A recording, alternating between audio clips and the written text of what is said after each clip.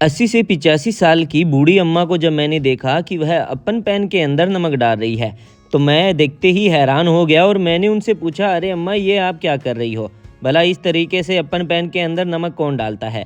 ऐसे तो आप पैन, नमक और गैस खराब कर रही हैं। तो अम्मा बोलती है कि बेटा मैं खराब नहीं कर रही हूँ। यह चीज़ मेरे लिए बहुत ज़्यादा ज़रूरी है। मेरे लिए क्या, ये चीज़ तो हर किसी के लिए बहुत ही ज़्यादा ज़रूरी है और इस चीज़ का हर घर में इस्तेमाल होना भी चाहिए। मैंने बोला हर घर में इस चीज़ का इस्तेमाल होना चाहिए, मैं समझा नहीं।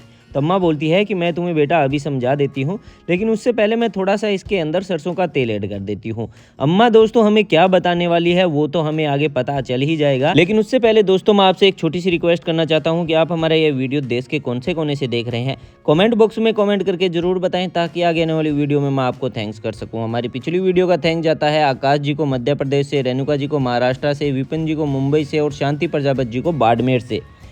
तो दादी माँ ने बताया कि सरसों का तेल ऐड करने के बाद हमें इसको अच्छे से मिक्स कर लेना होगा। लेकिन मेरे दिमाग में एक बात खटक रही थी, तो मैंने अम्मा से पूछ ही ली। मैंने पूछा कि अम्मा क्या आपके ज़माने में ये अप्पन पैन हुआ करता था?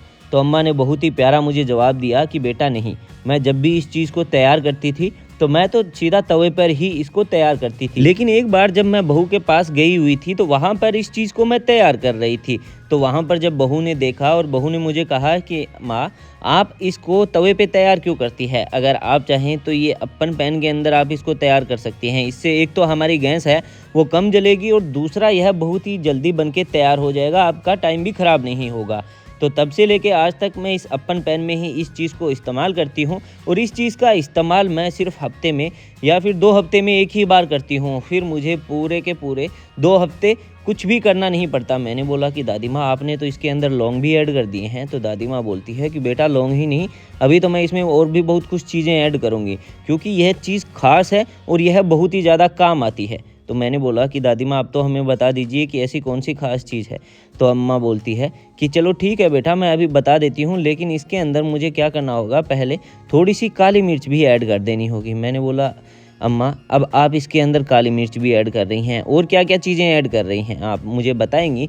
तो अम्मा ने जवाब दिया कि बेटा तू बोलता है तो मैं बता देती हूँ, लेकिन अगर एक साथ मैं सारी चीज़ें बता दूंगी तो तुम्हारे भी कुछ समझ में नहीं आएगा। तो मैंने बोला नहीं अम्मा आप एक काम कीजिए, मुझे धीरे धीरे करके ही सारी चीज़ें बता दीजिए। लेकिन दोस्तों आपको ये अम्मा की खास ट्रिक कैसी लग रही है हमें कमेंट बॉक्स में कमेंट करके बताना ना भूलिएगा। तो अम्मा ने वापस से इन सभी चीज़ों को जो है वो मिक्स करना चालू कर दिया और आप देख सकते हैं जो अम्मा ने इसके अंदर लौंग डाले थे वो भी थोड़े फूल चुके हैं। तो उसके बाद अम्मा ने इसके अंदर, मैंने पूछा कि ये आप पत्ते से क्या डाल रहे हो? तो अम्मा ने बताया कि हम इसके अंदर तेज़ पत्ते ऐड कर रहे हैं। तो मैंने अम्मा से पूछा और भी इसके अंदर कुछ और चीज़ें हम ऐड करेंगे? तो अम्मा बोलती है कि नहीं बेटा हमें कोई भी और दूसरी चीज़ ऐड करने की ज़रूरत नहीं है, बस ये हमारी जो चीज़ है वो अब बन के तैयार होने वाली है। तो मैंने बोला कि अब आप इसको मिक्स कर देंगी तो इसका हमें करना क्या होगा, आखिर तो ये कुछ चीज़ बनी तो है ही नहीं।